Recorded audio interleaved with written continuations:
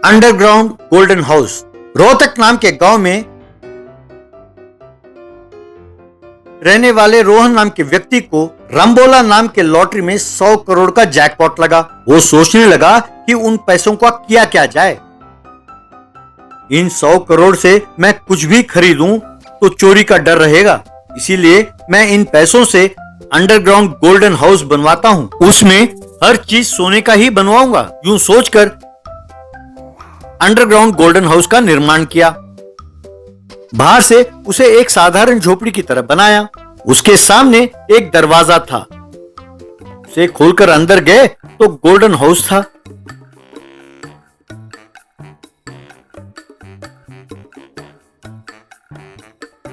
पर बाहर से उसे देखकर लोग, अरे ये क्या, रोहन को 100 करोड़ की लॉटरी लगी, फिर भी यूं टूटे हुए झोपड़ी में ही रहता है। इससे बड़ा कंजूस कोई नहीं होगा। मरने के बाद उन 100 करोड़ का करेगा क्या, कहकर बात करने लगे। पर रोहन अंडरग्राउंड गोल्डन हाउस में मजे से रह रहा था।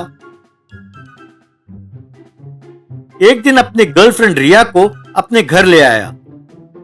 वो रिया को अंडरग्राउंड गोल्डन हाउस का हर हिस्सा बड़े प्यार से दिखाने लगा और समझा रहा था। रिया, ये देखो, ये मेरा बेडरूम है, इसमें 10 करोड़ रुपए खर्च हुआ है। ये मेरा किचन है, इस पर 5 करोड़ रुपए खर्च हुआ है। और ये मेरा लिविंग रूम है, इस पर मैंने 25 करोड़ रुपए खर्च किए हैं। सब समझते हैं कि मैं कंजूस हूँ, पर मैं यूँ अंडरग्राउंड गोल्डन हाउस में रहकर एंजॉय कर रहा हूँ। कैसा है मेरा घर? बहुत बढ़िया है रोहन, इट्स माइंड ब्लोइंग।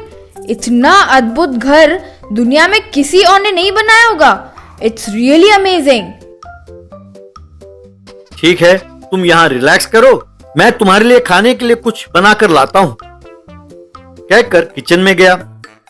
उसके यूं जाते ही रिया ने अपने दोस्त मुन्ना को फोन करके, अरे मुन्ना सुन, रोहन का 100 करोड़ की लॉटरी लगी थी ना, और हम सोच रहे थे कि उसने उन पैसों का क्या किया होगा। अरे इसने शानदार अंडरग्राउंड गोल्डन हाउस बनाया है, तुम कोई प्लान करो, हम इस गोल्डन हाउस को हड़प लेते हैं। तो मुन्ना फोन पर ही, अरे ये कौन सी बड़ी बात है, एक बड़ा सा पेट्रोल टैंकर लाकर उस अंडरग्राउंड गोल्डन हाउस को पेट्रोल से भर देते हैं और उसे आग लगा देंगे, तो सारा घर एक सोने की ढली बनकर रह जाएगा। वो रोहन भी उसमें जलकर राख हो जाएगा। बाद में हम थोड़ा थोड़ा करके सोना निकालते जाएंगे। कैसा है मेरा प्लान? ये बहुत मुश्किल तरीका है मुन्ना, ऊपर से पेट्रोल वगैरह खतरे वाली बात है, इसीलिए कुछ और सोचो। मैं सोचती हूँ कि हम रोहन को मार डालते हैं, हम दोनों इस घर को बांट लेते हैं। वैसे भी किसी को पता नहीं चलेगा कि नीचे गोल्डन हाउस है, क्योंकि बाहर से तो ये झोपड़ी दिखता है ना। क्या कहते हो?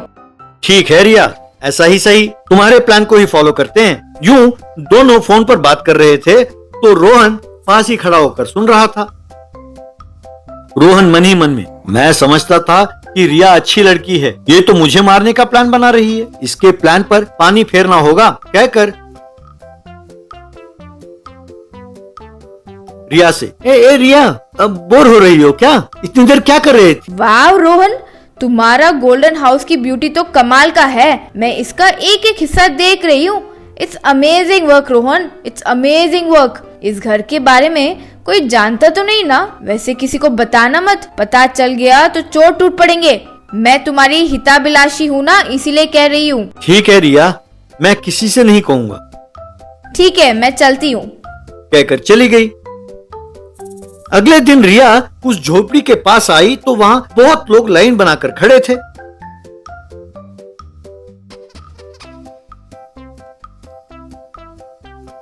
उन्हें देखकर रिया, क्या हुआ, तुम लोग यहाँ क्यों खड़े हो? कहकर पूछा, तुम नहीं जानती क्या? अरे रोहन ने सबसे छिपाकर एक अंडरग्राउंड गोल्डन हाउस बनवाया है, आज उसे लोगों के प्रदर्शन के लिए खोला है। हम सब सोच रहे थे कि ये कंजूस है, पर इसने तो एक अजूबा बना दिया। उस अजूबे को देखकर हर एक आदमी एक एक ढंग से उसका वर्णन कर रहा है। सुनकर दिमाग हिल गया। हम प्रतीक्षा कर रहे हैं कि कब हमारी बारी आएगी। यूं बात कर रहे थे कि रिया की बारी आई। रिया भी अंदर गई। तब रोहन एक पुलिस ऑफिसर से बात कर रहा था। रोहन जी, हमें खुशी है कि आपने ऐसा अजूबा लोगों के दर्शन के लिए खोला है। आपको ये आइडिया आया कैसे? ऑफिसर, मुझे 100 करोड़ की लॉटरी लगी तो सोचने लगा कि क्या करूं। फिर इस अद्भुत गोल्डन हाउस मैंने अपने लिए बनाया था, पर किसी को नहीं दिखाया। एक बार ये देखिए, ये रिया है ना, इसको बुलाकर दिखाया था, पर इस गोल्डन हाउस को देखकर उसके मन में लोभ ने घर कर लिया। ये मुझे मार डालना चाहती थी, कहकर उस दिन रिया और मुन्ना के फोन कॉल का सीसीटीवी फुटेज पुलिस को दिखाया। तो यदि मेरा निर्माण किया हुआ इस अजूबे को लोगों के सामने ना लाता तो ये मुझे मार डालते और बाहर की दुनिया को इसकी खबर तक नहीं होती। इसीलिए मैंने इसको प्रदर्शन के लिए खोल दिया। ऑफिसर ने रिया को गिरफ्तार किया। पुलिस और लोगों ने रोहन को इस अजूबे को बनाने के लिए उसकी प्रशंसा की। Train house tractor. देवगढ़ नाम के गांव में एक कंजूस धनवान रहता था। उसका नाम था पालेकर। उसकी कंजूसी से उसकी पत्नी सावित्री बहुत दुखी थी। एक दिन सावित्री, ए जी, सुनते हो? घर में साबुन और पेस्ट खत्म होकर 2 महीने हो गए। मेहरबानी करके ये सब जरा मंगवा लो। इतनी बार तुमसे कहूं, साबुन हो या पेस्ट, कम से कम 6 महीने चलने चाहिए। साबुन की जगह पर पिसी हुई ईंट और पेस्ट की जगह पर नीम का दातुन इस्तेमाल करो। आयुर्वेद में भी इसी को अच्छा माना गया है। क्या तुम नहीं जानती? तुम इस जन्म में सुधरने वाले नहीं हो। 3 बेटियों की शादी कर तुमने विदा कर दिया। कभी किसी तीज त्योहार पे उन्हें घर बुलाया है? तुम्हें यही चिंता है ना? अगर वो यहाँ आएंगे तो पैसे खर्च हो जाएंगे। लानत है तुम पे। ये बात नहीं है भगवान, अगर वो आए तो भी यहाँ अपने घर में उन्हें सोना नहीं चाहिए, ऐसी उनकी कुंडली बताती है। हमारे गुरुजी ने बताया है कि ऐसा किया तो उनके लिए बहुत हानिकारक है। क्या तुम भूल गई? तुमने उस गुरुजी से जानबूझ के झूठ बुलवाया है ना? तुम सोचते हो कि मैं नहीं जानती हूँ? मैं सब जानती हूँ। हे भगवान, इन्हें कब अकल आएगी? कहकर दुखी होने लगी। अगले दिन बड़ी बेटी का फोन आया। पालेकर ने फोन उठाया। पिताजी, आप कैसे हो? माँ ने कहा है कि आपका शुगर और बीपी बढ़ गया है। अब कैसी है तबीयत? शादी होकर 4 साल हो गए पिताजी। अब तक हमने आपको नहीं देखा। आपके दामाद और बच्चे भी आपके बारे में पूछते रहते हैं। अगले महीने हम सब। क्या नहीं जा रही थी? हाँ, भाई तुम्हारी मम्मी हमेशा बेसब्र रहती है।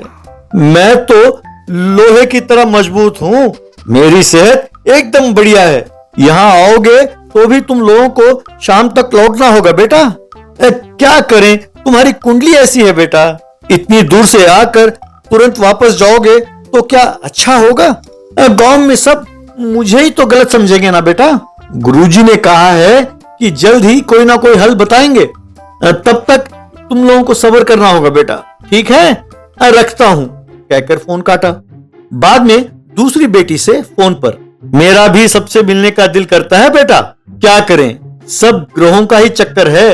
कुछ दिनों में हल निकल आएगा बेटा। फिर तीसरी बेटी से फोन पर, ऐसा कोई दिन नहीं है बेटा जब तुम लोग सब मेरे सपनों में नहीं आते हो। ये तो शुक्र है कि व्हाट्सएप में तुम लोगों को हम देख लेते हैं, वरना तुम्हारी माँ का और मेरा तो बुरा हाल होता बेटा। ये चिकनी चुपड़ी बातें सुनकर सावित्री ने सिर पकड़ लिया। एक दिन सावित्री खुश होकर, ए जी, सुनते हो? हमारे बच्चे सब कल यहाँ आ रहे हैं। उन्होंने फोन किया है। वे कह रहे हैं आप चिंता ना करो, हम आपके साथ नहीं रहेंगे, पर 1 हफ्ता हमारे साथ ही बिताएंगे। यूं सोचकर पालेकर सिर खुजाने लगा। अगले दिन गांव में एक ट्रैक्टर ट्रेन आया।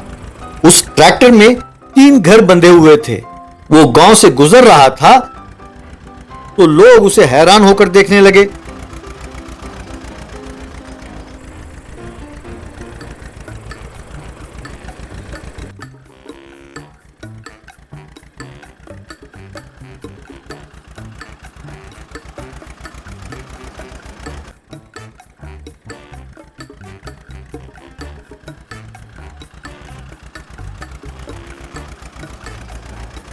वो गाड़ी पालेकर के घर के सामने जाकर रुकी। उन तीनों घरों से तीनों बेटियां अपने परिवार के साथ उतरे। उनको देखकर नकली मुस्कुराहट को चेहरे पर लाते हुए पालेकर आओ बच्चों आओ, ठीक हो ना? बाबूजी, इस कुंडली के चक्कर में हम साथ में वक्त गुजार नहीं पा रहे हैं, इसका हमें अफसोस है। इसीलिए हमने बहुत सोचकर ये गाड़ी तैयार किया।